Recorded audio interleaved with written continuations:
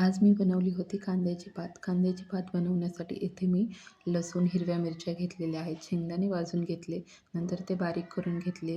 लसूण, हिरवी मिरची बारीक करून घेतली आणि तव्यामध्ये 2 चमचे तेल ओतून त्यामध्ये कांद्याची पात टाकून घेतली.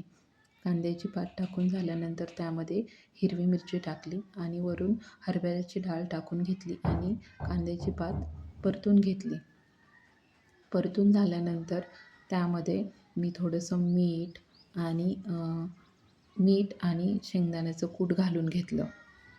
मग ती परतून अशीच घेतली आणि त्यावरती मी झाकण ठेवून कांद्याची पात थोडा वेळ शिजण्यासाठी ठेवली.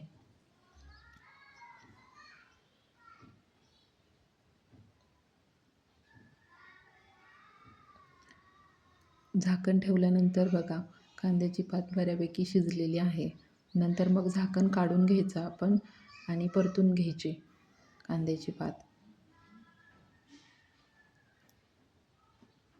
करायला खूप सोपी अशी रेसिपी आहे कांद्याच्या पातीची ही.